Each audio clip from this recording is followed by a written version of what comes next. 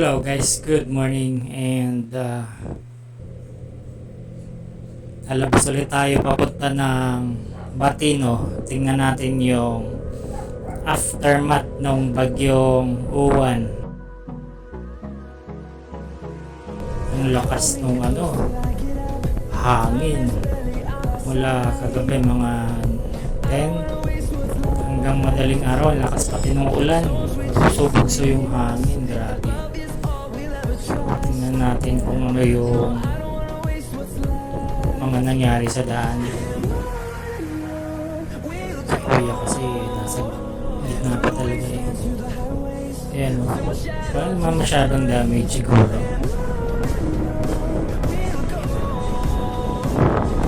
Tapos tayo ng Pueblo ulit. Punta tayo ng Batino. Sana hindi malobat yung ating camera. Today is Monday, November 10. Day after ng pananalasan ng Uwan. Wala namang nagtumba ang puno.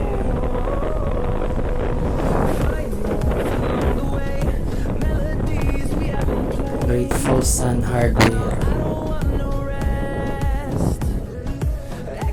So dala natin ngayon ay si King.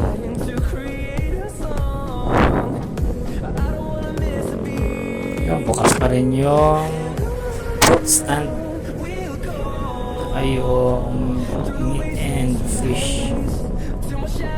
Bukas na yung hardware. Uy.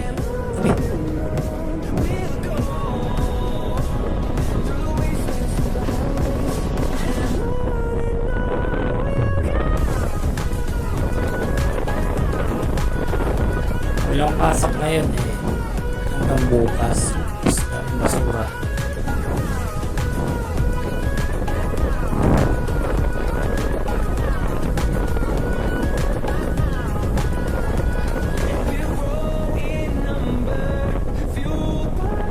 Dito parang hangin na lang yung mga dumi-dumi lang sa galing sa mga dahon ng puno. Wala namang nagtumbahang puno talaga. Pero ang lakas ng hangin niya kagabi, grabe pagkaspas eh.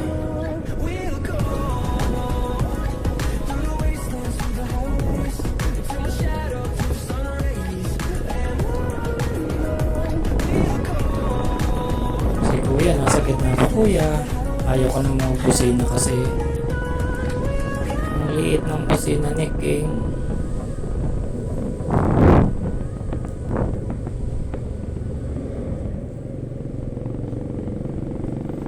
Sa gitna pa talaga si kuya, ayaw tumabi,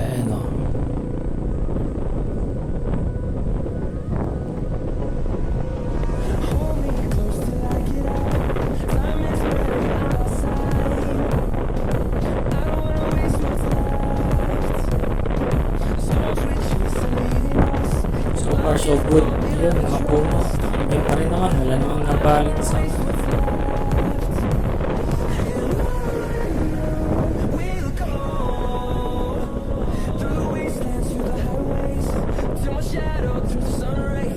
kahit yung malilit na puno, wala ay pusang gala. Ayan o. Yun ang kalabaw. Yun yung matindi.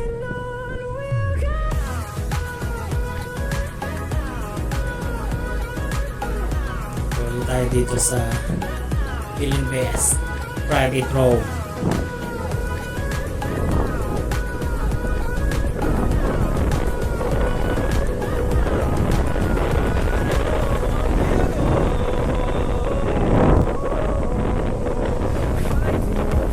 Kahit yung mga damo-damo, hindi naman talaga siya yung tumumba.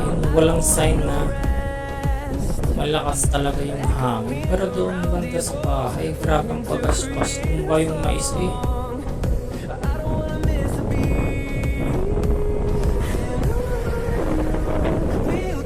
So dito hindi masyado kalakasan pala.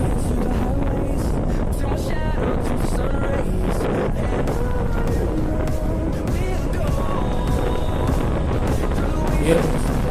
Walang sign na medyo na tumba yung mga damo.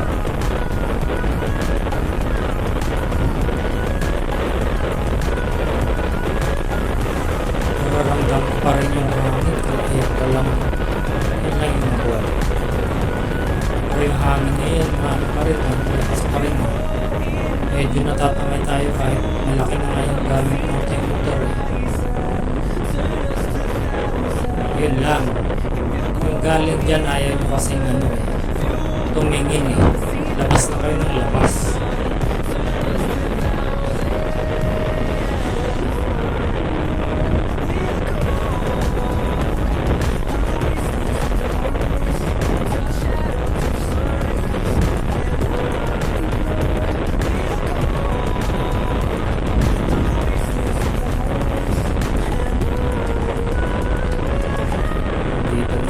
Sa Ciudad Calamba, ang siyudad ng mayayaman.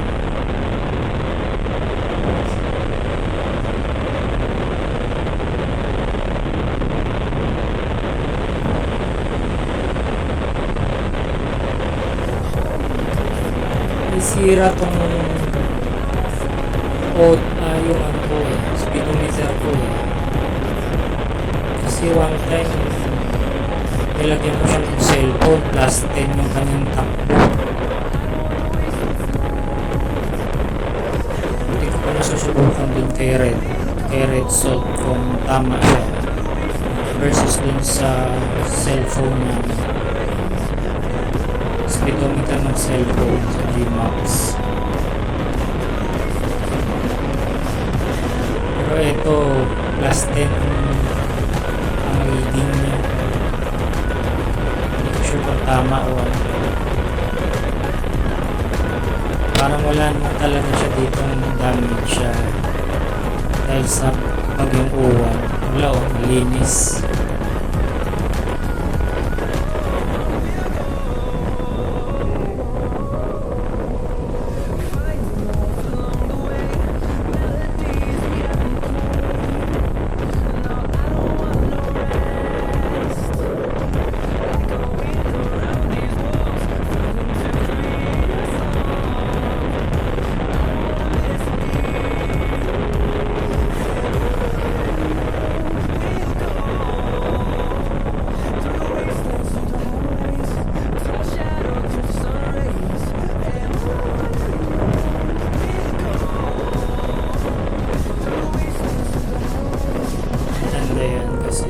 Masyadong damage dito.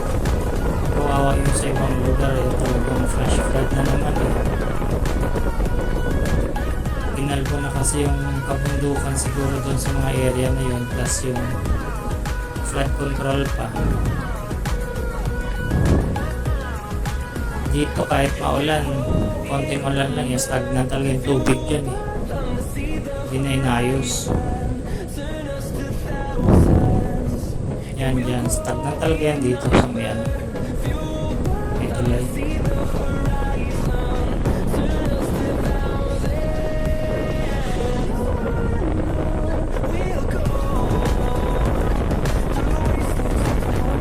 Dito wala kahit yung mga puno dito mga sanga maliit, walang may nahulog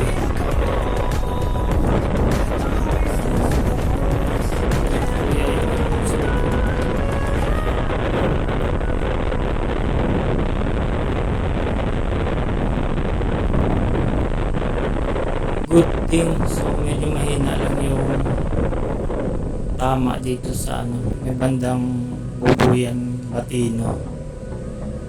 Dito banda sa Upland. Dito muna tayo. Bibili muna tayo ng breakfast bago bumalik. Dito na lang muna yung video ko.